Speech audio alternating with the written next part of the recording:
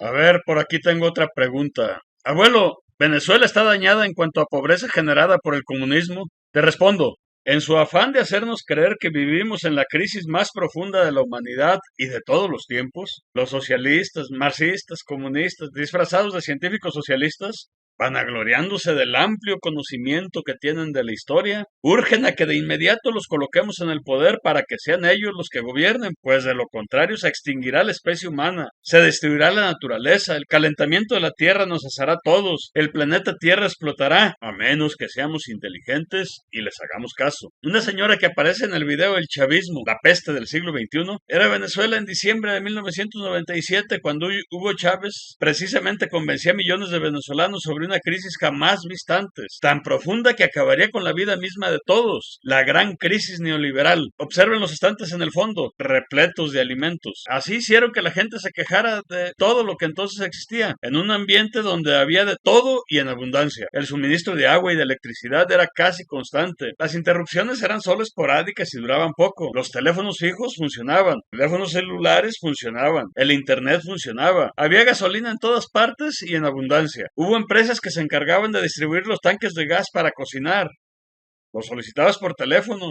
Venían y te instalaban el gas y se llevaban el vacío. Un venezolano me contaba que solía comprar dos tanques de los grandes y apenas uno se vaciaba, ordenaba el otro. El venezolano nunca sufrió escasez de gas para cocinar o para tener agua caliente. Era relativamente fácil conseguir repuestos para tu coche. El parque automotor era gigante, pues la gasolina era tan barata que todos podían tener un coche. Había múltiples sitios y negocios para conseguir una batería o unas llantas. Los anaqueles de los mercados, supermercados, tiendas, bodegas, abastos, estaban repletos de comida y productos. Ningún coche estaba parado sin funcionar por falta de repuestos. Nadie entonces conoció escasez de café, de azúcar, arroz, frijoles, pasta, pan de harina de trigo y mucho menos de harina pan para hacer las famosas arepas que los venezolanos comen a diario. Se conseguían quesos, comida y todo importado. Entonces era inconcebible que hubiera escasez de estos productos, mucho menos siendo un país petrolero por excelencia, con las reservas más grandes del mundo de petróleo, con 5 refinerías en el país, más las que operaban en Curazao, que hubiera escasez de gasolina o gas para cocinar. Pero según los socialistas, marxistas y comunistas disfrazados de socialistas, la crisis era insoportable y ya no podían esperar un segundo más. Urgieron a creer que la opción era elegirlos a ellos para gobernar, o de lo contrario se acabaría el mundo tal y como lo conocíamos entonces. Lo que conocían era la vida cotidiana que transcurría de manera normal.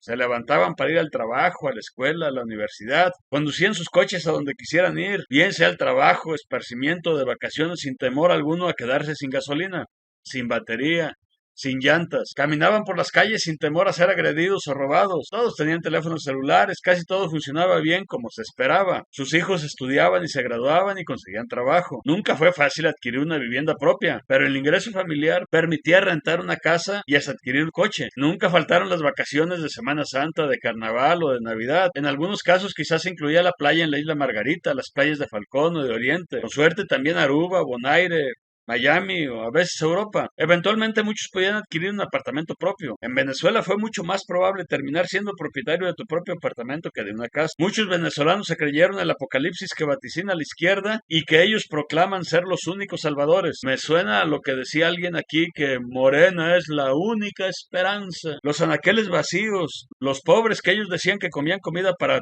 perros, ahora se tienen que comer a los perros. La población sin seguridad, sin gas, sin gasolina, sin libertad de expresión, sin vacaciones, sin empleo ni trabajo. Escasea el café, el azúcar, el arroz, los frijoles, la pasta, el pan, la harina de trigo y la harina pan. Hay gente cocinando con leña y alumbrándose con faroles, pues no hay electricidad. La que hay se interrumpe por horas o días semanalmente. Tampoco hay agua. Antes se distribuía por cañerías de vivienda. Ahora se distribuye con camiones cisterna y la gente lleva un envase para que lo llenen. Un litro de agua pesa 1 kilo. 40 litros pesan 40 kilos. De manera que lo que pueden procurarse de agua es apenas lo que necesitas para comer. Toda la población ha perdido peso por la escasez de comida. Ves gente hurgando en la basura en la búsqueda de qué comer. Lo que ocurre hoy en Venezuela es dantesco. De la debacle del experimento, los socialistas, marxistas y comunistas disfrazados de socialistas, con su autoproclamado amplio conocimiento de historia y las centenas de kilómetros de libros que dicen haber leído, culpan al capitalismo de su fracaso